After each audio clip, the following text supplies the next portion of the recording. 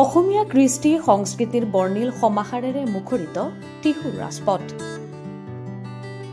আজি বিহু, ঝুমুৰ, গায়ন বায়ন, ভাওনা, অসমীয়া পৰম্পৰাগত বিয়া, কৃষি পদ্ধতি, মৎস্য চিকাৰ, অসমীয়া কৃষ্টি সংস্কৃতিৰ লগতে বড়ো, ৰাভা, নেপালী, কোচ ৰাজবংশী আদি বিভিন্ন জনগোষ্ঠীৰ উপৰিও উত্তৰ পূৰ্বাঞ্চলৰ আটাইকেইখন ৰাজ্যৰ পৰম্পৰাগত সাজপাৰ পৰিধান কৰি ছাত্ৰ ছাত্ৰীসকলে আদিয়ে বৰ্ণাঢ্য সাংস্কৃতিক শোভাযাত্ৰাত অংশগ্ৰহণ কৰে।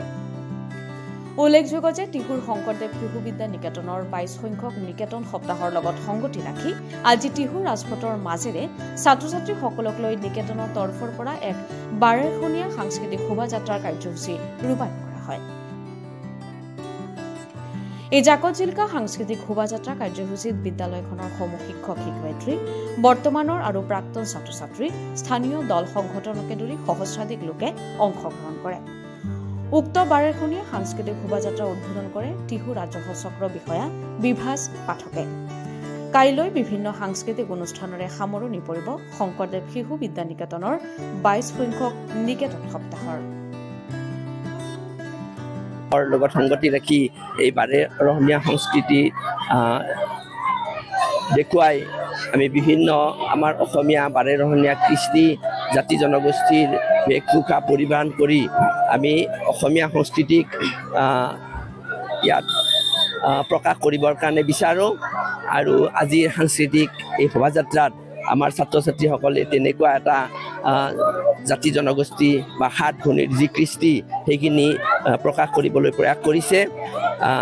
গতিকে মই আটাইলৈ শিল্পী কলাকুশলীক ধন্যবাদ জনাইছোঁ। আৰু এই ২২ সংখ্যক নিকেতন সপ্তাহৰ লগতে আমি ইয়াৰ পিছতে ভেকশ্যন প্ৰতিযোগিতা অনুষ্ঠিত কৰিম। আৰু কাইলৈ আমাৰ ৰাতিপুৱা ১০ বজাত বঁটা বিতৰণী সভা, মুকলি সভা অনুষ্ঠিত হ'ব। তাত আমি বিশিষ্ট ব্যক্তিক আমন্ত্ৰণ কৰিছোঁ। আৰু সম্পূৰ্ণ দিনজোৰা কাৰ্যক্ৰমেৰে আমি কাইলৈ সামৰণি অনুষ্ঠান আমি কৰিম। প্ৰথমতে ৰাতিপুৱা পতাকা উত্তোলন কৰিম, বন্তি প্ৰজ্বলন কৰিম আৰু তাৰ পিছতে আমি বঁটা বিতৰণী তথা মুকলি সভা অনুষ্ঠিত কৰিম।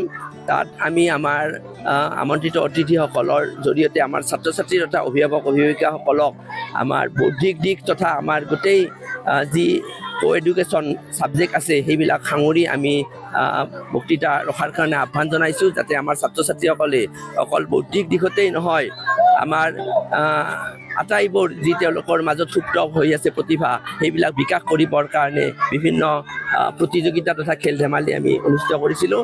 আৰু সেইখিনিও আমি তেওঁলোকক যাতে আগলৈ উত্তৰণ ঘটে তাৰ কাৰণে আমি বঁটা বিতৰণিৰ ব্যৱস্থা কৰিছোঁ।